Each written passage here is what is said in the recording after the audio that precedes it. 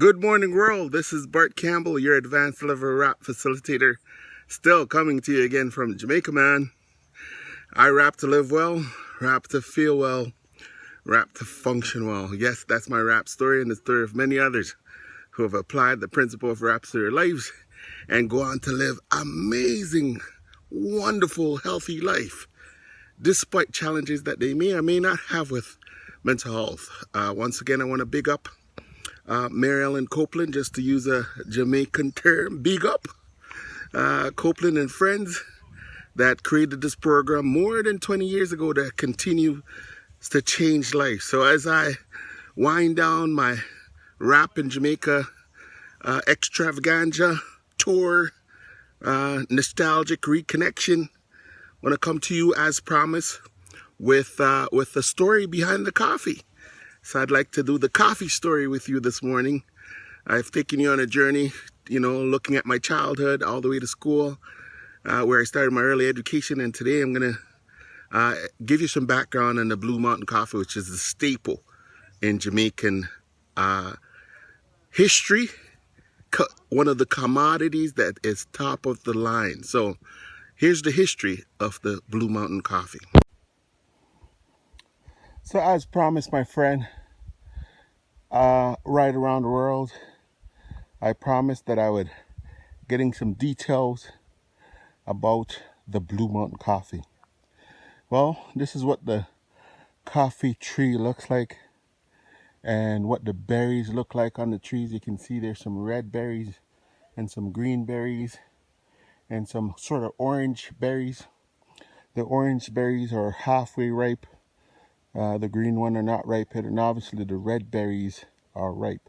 So I'm actually on a coffee plantation right now, so you can see numerous types of coffee, and of course you can still see the Blue Mountain Range overcast with clouds.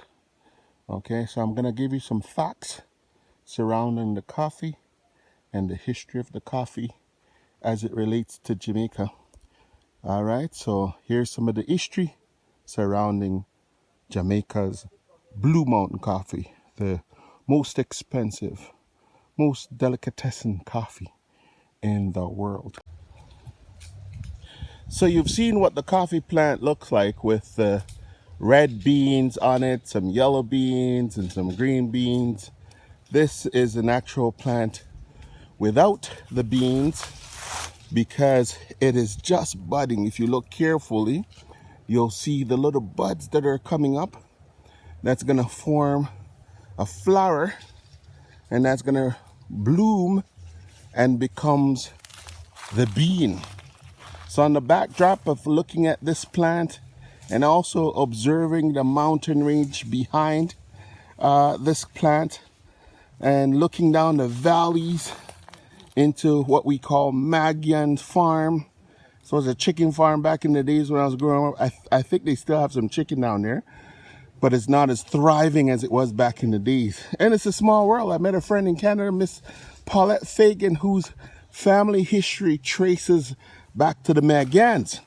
So back to the coffee story. So the Blue Mountain Coffee can claim its origin from a French king in the 18th century. This is around 1723 that King Louis sent 3 of these coffee plants to a French colony, an island called the Martinique. This island is also very lush and good for coffee, right? But then 5 years or so later, Sir Nicholas Laws, this is around 1728, who was then the governor of Jamaica, received a gift of one lone coffee plant, just one coffee plant. And as they said, the rest is history, because that plant, which was one of the Arabic coffee plants, an exquisite coffee that was introduced to the world, this one plant was nurtured and grew into a plantation. I think at one point they had over 200 plantations of coffee in Jamaica back in the days. I think now there's probably about a 48 active plant. So within 9 years, the plant, it had grown beyond recognition. It had grown so much. Of course, The reason why the coffee plant thrive is because of the volcanic soil that is presented in this area, and the misty cloud. For a couple of days while I was doing videos, I showed you the clouds overshadowing the Blue Mountains. As we look in that direction right now, we can still see, although it's a really clear sky today, and it's really beautiful all over. Yep, you see my other plants all over.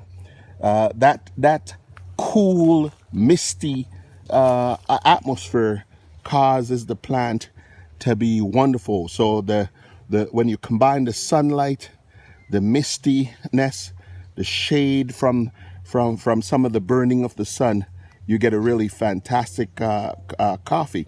You know, with rich flavor.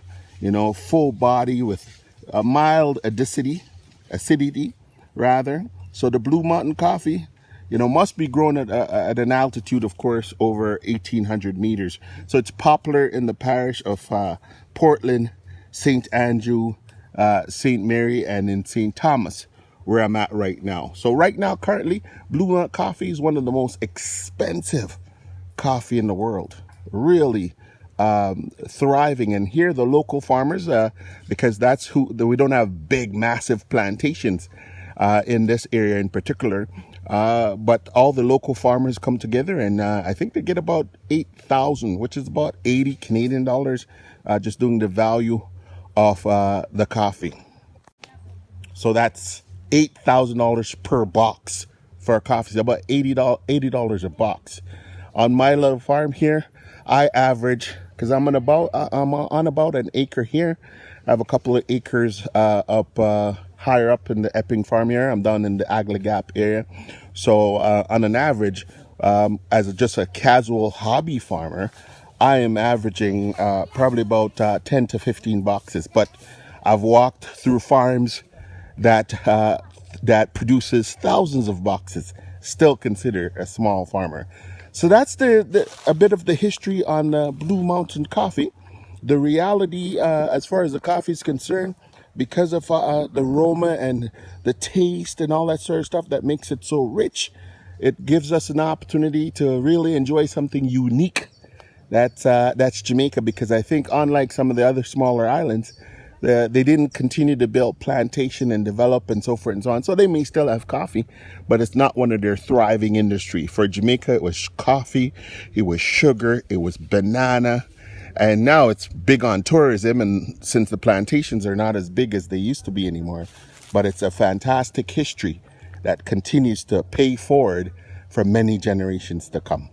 So as I wind down this wellness journey, focusing on wrap, making this a nice wellness tool, you know, I'd like to really express appreciation for the nature and the experience that I have here. Of course, back in Canada, we have nice greenery and nature. It's always thriving.